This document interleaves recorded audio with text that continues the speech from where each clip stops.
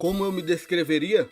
Eu me descreveria como um ser humano que não pôde se tornar um fantoche completo. Eu sou um fantoche inacabado, cujo quadro sem vida ainda contém um coração batendo em seu núcleo. Não sou nem morto e nem estou vivo.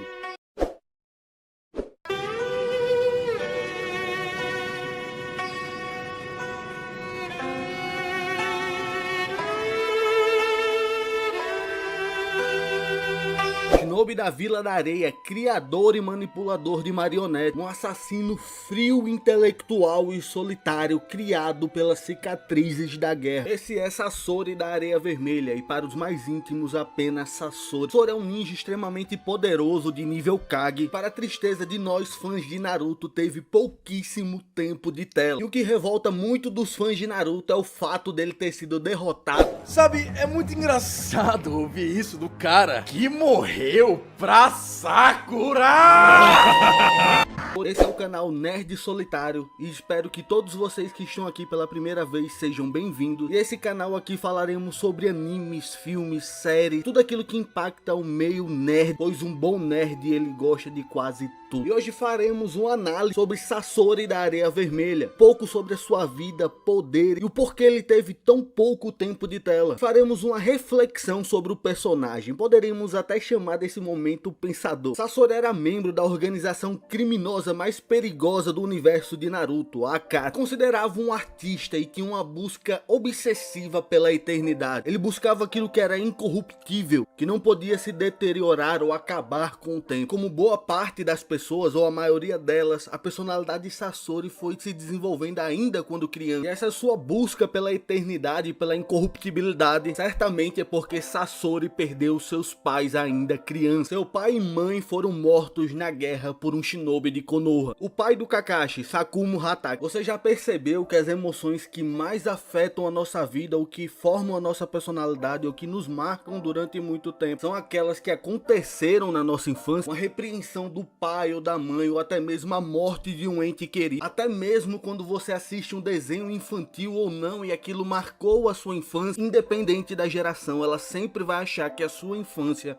foi a melhor. Assim também são os traumas. Com apenas 5 anos e seus pais mortos, Sasori era assombrado por uma solidão que ninguém poderia curar. Ele então cria duas marionetes semelhantes aos seus pais, mas elas não eram capazes de lhe dar o amor que ele tanto esperava. Assim, Sasori começou a se tornar alguém frio, distante, sem empatia pela vida humana. Como era um gênio nato desde a sua infância, ele começou a desenvolver marionetes geniais. Começou a eliminar as fraquezas que os mestres de marionete possuíam, enquanto Minato se destacava pelo lado de Konoha, destruindo todos os ninjas da Aldeia da Pedra, sendo considerado o herói da Terceira Guerra Ninja. Sasori se destacava pelo lado da areia. Seu sucesso foi tanto com as suas marionetes que ele derrotou e matou diversos inimigos que a areia do seu território se tornou vermelha, assim ganhando o nome de Sasori da Areia Vermelha. Praticamente um adolescente, Sasori ele tem que fugir dela, a Vila da Areia, e pois ele havia assassinado bem jovem ainda um dos Kazekages mais poderosos que já existiu,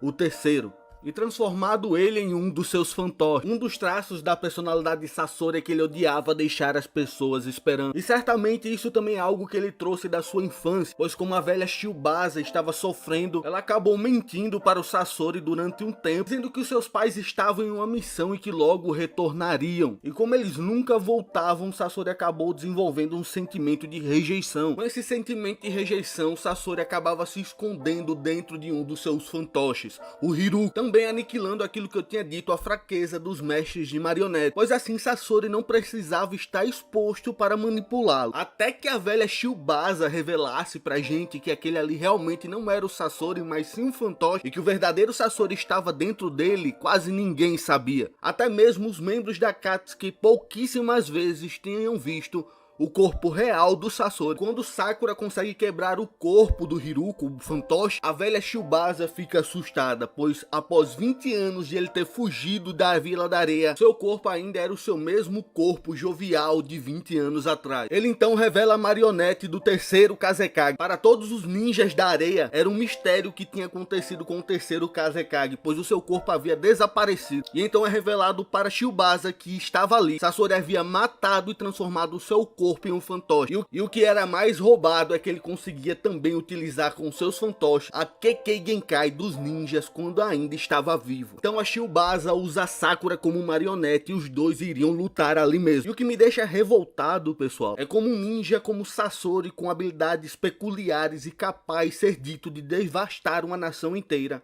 perdeu. Sabe, é muito engraçado ouvir isso do cara que morreu pra Sakura!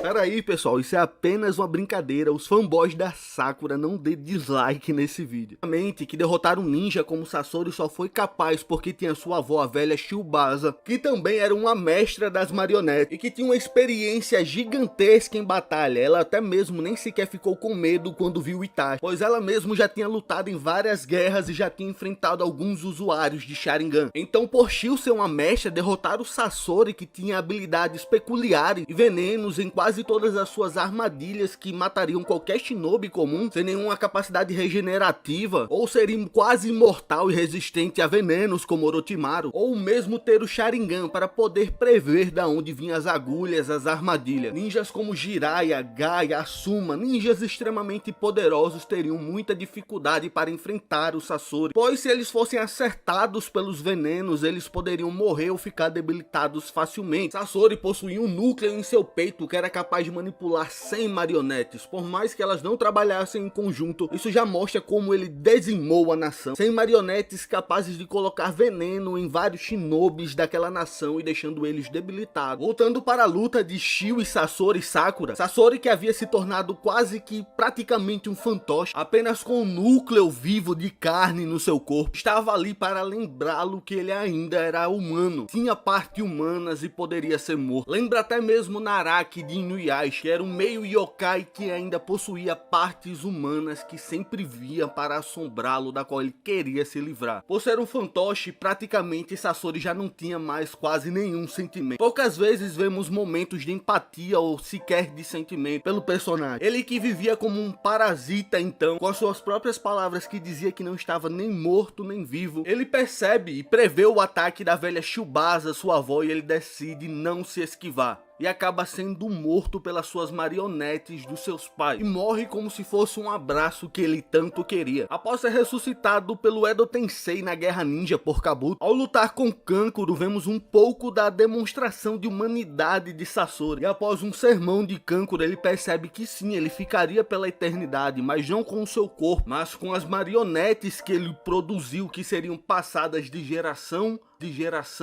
a geração. Fala clã, esse é o canal Nerd Solitário e espero que vocês tenham gostado do meio da história, que meio que uma reflexão sobre o personagem Sasori de Naruto, e que sinceramente eu acho que ele deveria ter tido mais um pouco de tela, assim como vários outros personagens de Naruto. Kishimoto realmente é um gênio, né? Ele conseguiu trabalhar vários personagens dentro de uma obra não tão grande, né? Para a complexibilidade que tem cada personagem. Mas enfim, espero que todos vocês gostem, até o próximo